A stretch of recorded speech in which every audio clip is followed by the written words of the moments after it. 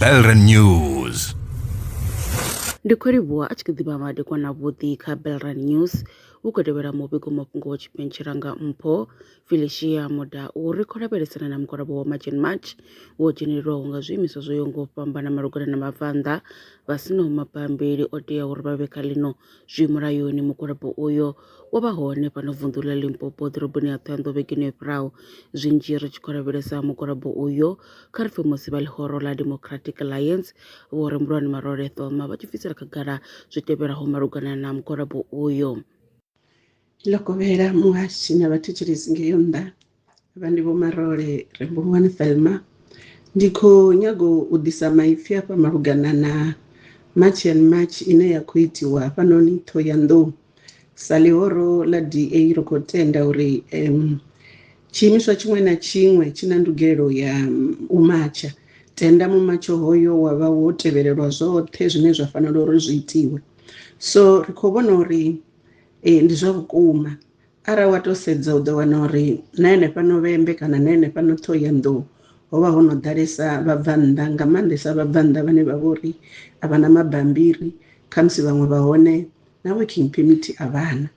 narikobona uri zvakwinesa ndi musimurayo uchigenerera wabona sazvezvine zvakuitea humwe na humwe uri hava vatu kavatuwe vaye mahayani avo vayodzuzanya mapungo amabhambiri vayodzuzanya mapungo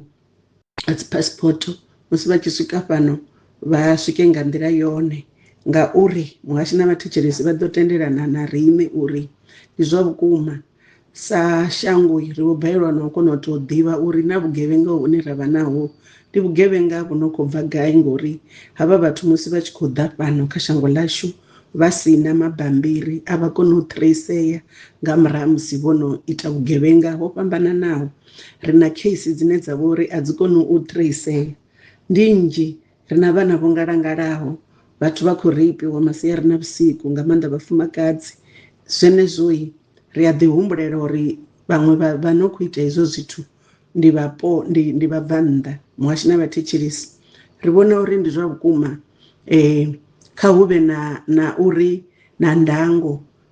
hezvi zvine zvakuitia kashango lashu zvine rawana uri vabvanda vodharesa ringasizowaneka mamwe mashango ariringedze tsumbo riye Zimbabwe ariite tsumbo riye Namibia tsumbo riye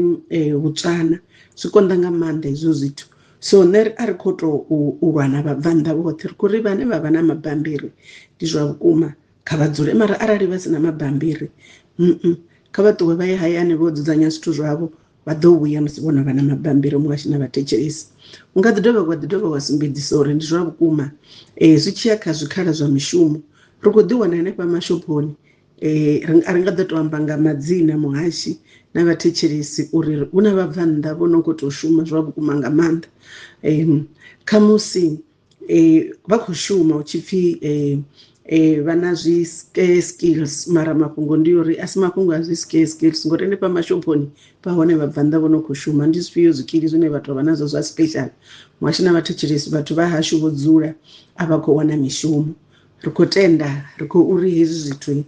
vasongotovaisiwa pedzi hai kavahumere mayani avo vayodzudzanya mwashina vatecheresi uyo woba mubiko wa chipenchera weba vodhisiriwa ngaba Democratic Alliance kredobe afore tangana chipinga chida watere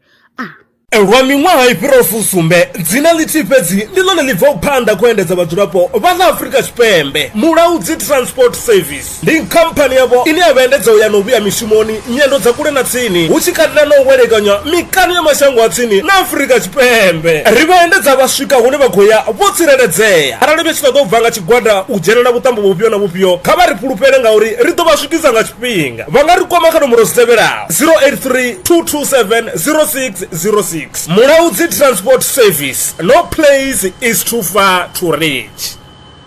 Zvino ri tshi khou amba vhanga vha sa ḓivhi uri masheleni a u tandulula thaidzo ine vha vha nayo vha ṱo a wana gai vha songo tsha ṱwa vha tshi renga nga ṱhoho lini Belren Brands i hanefha tsini na vhone ri ḓo vha thusa u bva kha 500 u swika kha 4000 randa riṋe ri khou ṱoḓa tshiḽipi tsha muholo khophi ya basa 3 months bank statement na proof of residence u bvapo tshelede i khou ṋamba ya dzheniswa nga murahu ha zwiminetse nyana kha vha rumele WhatsApp zwino 072 019 5843 Belren Brands ndi vha hadzimiswa masheleni vho ḓi ṅwaliselaho. Are you a survivalist entrepreneur in the Vemba district? Belrun Brands is here to back your hustle.